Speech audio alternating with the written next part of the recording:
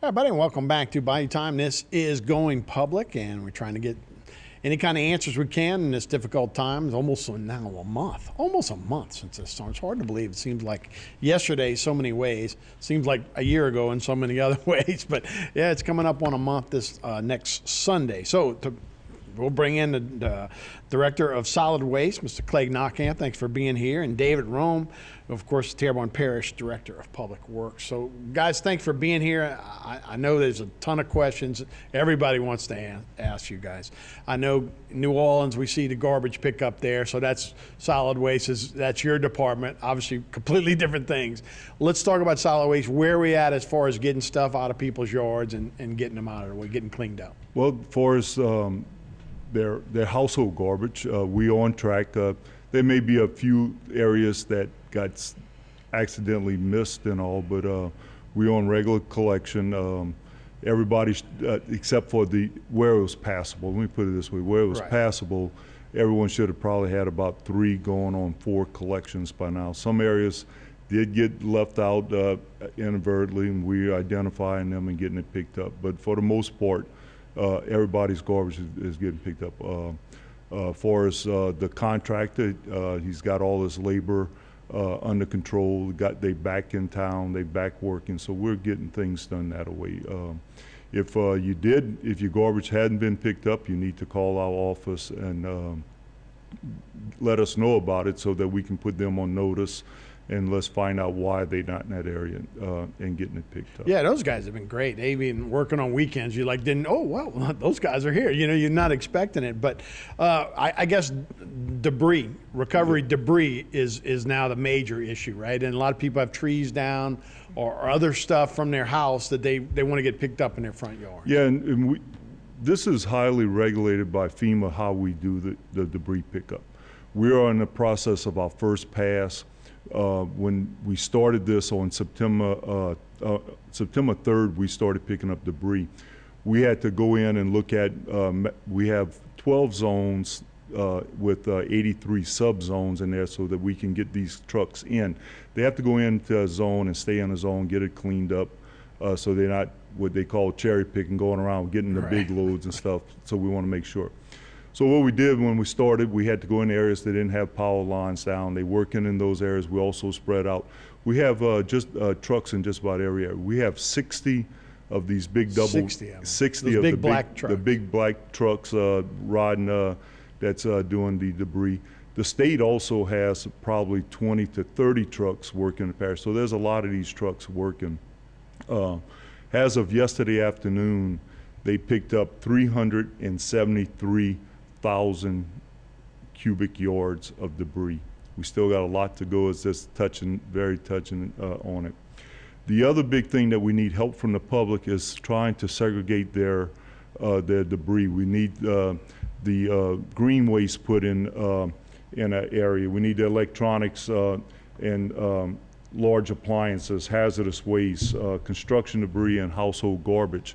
Especially your household garbage and your green waste. Right now, we're getting a lot of calls where they came by and they picked up, they didn't pick up all the household garbage that I had in bags.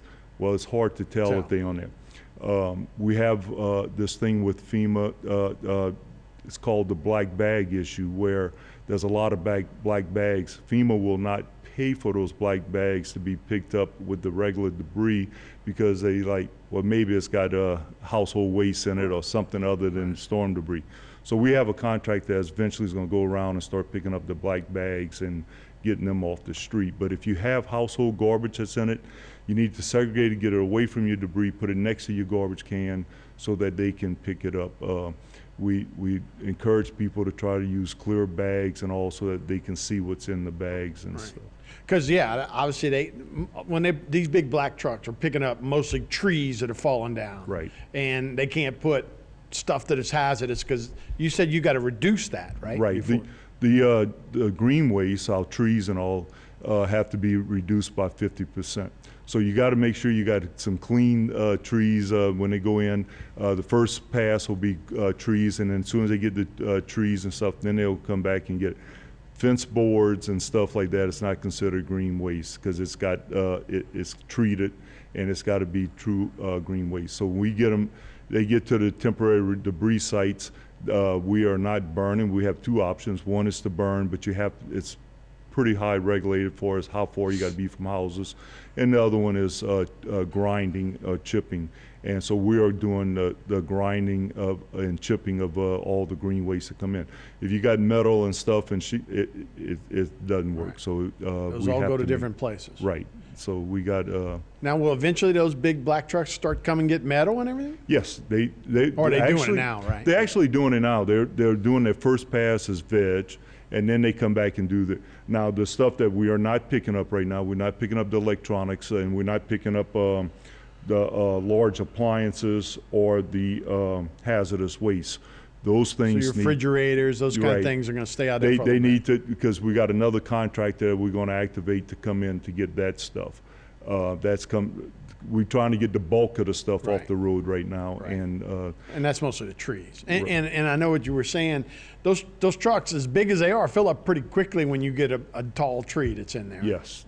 So now he's got to make his way through the subdivision around everything else, our own linemen that are Right. in, get out of town, and I guess you said Val High, Trinity. There's 3 or 4 spots they go we to. have right? we have four temporary sites that I'll contract to activate it, and they go to them. They set up throughout the parish. One in North Houma off of Trinity, one on Val High, one on the air base, and one on Highway 56 to get some of the bayou stuff when we start picking up the bayou. Yeah. So it's happening, and it's just going to take a little while. Obviously, it's a gonna- tremendous amount of debris. It's going to take a while. and it's not just happening in some neighborhoods. No, it's all over the parish. That's a joke. I've seen the Facebook. So anyway, that's a joke. Hey, Dave, let's bring you involved because you're involved in this too, right? And I know you did a survey of the drainage for the whole parish. What's that telling us? Is there things stopping things up, or is it moving well? Well, yes and yes. So immediately following the storm, the very next day at daylight, I had my crews get out on the road, checking outfall ditches, culverts, and moving equipment at that time in the storm is not easy done. So what we have them doing is documenting where all these blockages are within the roadside ditches, lateral canals, culverts, things of that nature. The second day, we were fortunate enough to be gifted with the presence of the 46th Engineering Battalion out of Fort Polk, which is active duty Army. I had 147 troops that we were able to get onto our levees and start assessing the outfall ditches and things like that. A lot of people don't realize how vast Terrebonne Parish is. Right. We have over 1,000 miles of canals and canals and ditches that serve our drainage system. And it's even more if you take into consideration Bayou Terrebonne, Bayou Grand Caillou, and those. We have completed that assessment, and we have started removing a lot of the debris. What we have to do, because it's so vast and so much, I mean, the Whiskey Bayou, for an example, which is very, very important to our drainage system, it was almost completely blocked. Every few feet, they had a tree that they had to remove out of it, and they're still working on that and getting it out. But as you know, we had a tropical storm or tropical system come through, Right. and fortunately, you know, it's like I tell everybody else, it's like going 12 rounds with Mike Tyson. Right. You're going to get beat up, but we're still standing. Right. And we are moving forward with that. And what I'm asking the public, and we will continue, is you know, this is our communities. If you see something that you think you could take care of, take out of that ditch, let's do that. And in concert with what Clay was saying is be mindful of where you're stacking all this stuff. You may be stacking it even on what you think is just flat ground, but that may be the ditch leading to a catch basin. So be mindful where you're stacking that, so that way you're not posing a problem for yourself or your neighbors. Yeah, this thing came in like 3 days, but it's going to take a lot longer to recover, right? And you're right. I think we've done a good job, though. It seems like the people have come together and done a lot of cleaning up, which now leaves a lot of picking up. Yeah, we you know, I think the last time I was on the show, you know, I was saying that I was a transplant from St. Bernard Parish, and Right. and I fell in love with this community because of the resiliency that is here, and the communities, the small communities, the big communities, the parish as a whole has that resiliency to get it done. And I've been floored at the outreach and the outpouring of people who have been affected by it. Yeah, and look, we want to thank all those guys that have come down from all around the country, right? That have been here. You know, it's like a community for those guys. They've worked. Oh yeah, I remember working this storm and this storm and this storm and this storm. So having those linemen and all in town, I think you can see everybody appreciates the way those guys have been working and all that kind of stuff. I tell you, we want to talk about drainage, which also comes into the sewage and solid waste and all that kind of stuff. And it may be an issue. We only got about 40 seconds left here, but is that something that's being worked out where we're cleaning out drains and not having that backup? Yeah, and we do. So another big number that people don't realize is we have about 23,000 catch basins throughout Terrebonne Parish. On a regular day, we have 2 trucks that service them. We're working to get more in, but we are still asking the public to be mindful of the catch basins in front of their house and their neighbors' houses in order to keep that water going into the drainage system and getting away from their houses. Yes. All right, we'll talk a little bit more about that. I know some people are interested in that. We'll be right back with more Going Public right after this.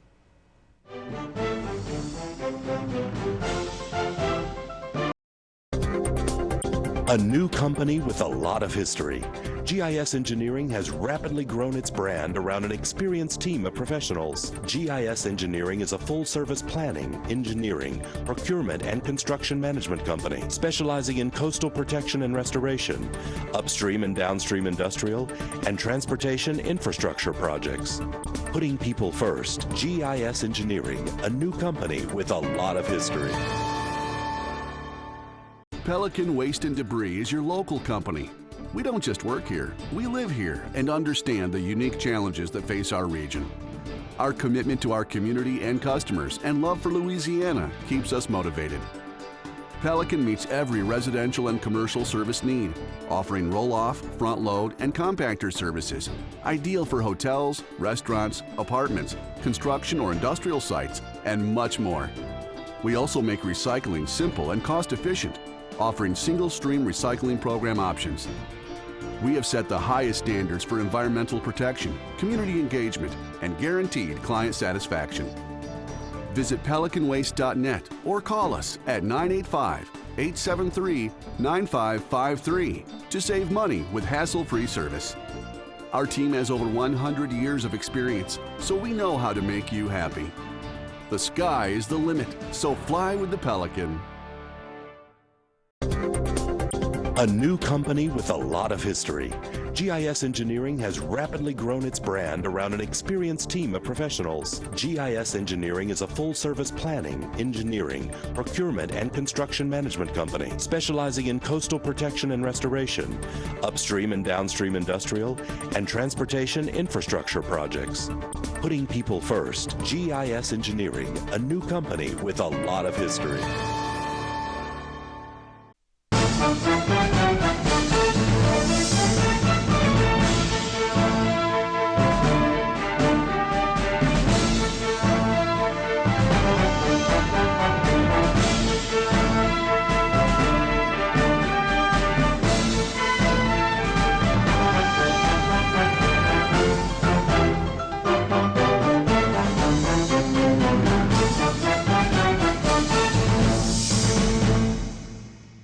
Hey everybody, this is Going Public. I am Harry McCullough. We're still talking, of course, Hurricane Ida and the aftermath of that. Joining me, of course, the Terrebonne Parish Public Works Director. That is David Rome, and Clay Knockhand, Director of Solid Waste. So guys, thanks for being here. David, we talked a little bit earlier about the sewage backup, and it's all connected because there's drainage, and if there's blockage where the drainage is, then sewage also doesn't have anywhere else to go. You are right, Harry. So we had some serious outages within our sewer. Actually, we had 100% outage at our sewer. Both of our treatment plants were down. All of our lift stations, we have 184 of them, I believe, throughout the entire parish. So for approximately 3 days, That sewer just was in that system, not moving. And then you have a lot of rainfall, which we call I&I, infiltration and inflow, that gets in that system, and it becomes surcharge, and it's full. We were without water for a couple of days, and then once people started flushing toilets again, what happened was that system was not moving and started backing up onto the streets. Fortunately, we were able to get the treatment plants back online, and it wasn't just a power issue. And a lot of people say, well, you should have generators, and we do. And the generators work, but the mechanics of sewer treatment is what was damaged, and does no good just pumping raw sewage back into the system. But we are back up and running. We do continue to experience some trouble throughout small areas, and we are addressing them as they're reported. But for the most part, headed for the most downhill. Yep, all downhill from there. Hey, let's talk about something. We were talking in between breaks here a little bit about parish employees. You know, a lot of folks, I had 3 weeks off basically from my other job that I do to deal with the storm. You guys didn't have a break, and your employees didn't have a break. And some of those folks don't have a house right now, but they keep showing up. So talk a little bit about that. Well, I'm gonna tell you, I've had employees that came to me that was worried about losing their uniforms in the storm because their houses were destroyed, but they was back to work as soon as they was requested to come back. Came back with open arms to work for the parish. Worked sun up to sundown in most places, and the solid waste employees now are still working 7 days a week because of all the construction coming into areas. So we had some employees that lost it. I know for one that was in his house, and is no longer there, and rode out the rest of the storm in his car, but he was still there. And I have other employees, and they come in, and people say, yeah, they there with, and they are. I go in when I tell them good morning, or I see them on the side of the road and thank them for the work they're doing. They all got smiles and, thanking us, so we have some really dedicated employees. And I know David has a lot more employees than what I have, so he has some too. That David, we had talked that you were having a tough time finding employees before this, right? You guys were on the lower end of that, and now you add this, but people are showing up. But they are. I have 36 employees who have, their houses have been deemed uninhabitable or just not there. And they are showing up every day. And for the first 2 weeks, we were working straight, no weekends off. We'd work from sun up to sundown in order to get those assessments done, to get the critical things back online. And they are coming back online. And those are, I admire these men and women that are doing that. Matter of fact, my wife, she's been working with some nonprofit organizations to get us some supplies specifically for our public works employees. The basic things: socks, underwear, T-shirts, things that we take for granted because I have a house with a roof and I can go home and do that. They're still wearing the same uniform that they were wearing 21 days ago. Yeah, it's amazing, and we all thank these guys on the power lines that are coming in from everywhere, but they do have places back home and they're making a lot of money. These folks are coming to work and they're victims of the storm, so they got it on both sides. And the other thing is that these employees are coming in and they work in the daylight hours, doing their job, right. And when it's dark, while everybody else had the time to go get their essential things that was at the pods and stuff like that, right. The ice, the water, right. The tarps and all that, they had to depend on their family to get that for them while they was working. So it's dedication to do that. It really is. It's really appreciative from everybody, from administration down to all of us. Appreciate the work they do for us. Yeah, amazing. And everybody needs a place to live. Hopefully most people can go with relatives and stuff, but that's a tough thing. I see Tanner McGee, with the legislature, been talking about temporary housing, that kind of stuff's an issue. And I do want to mention, Harry, Mr. Dove is working very hard on getting temporary housing, not just for all the citizens that need it, but also for the parish employees.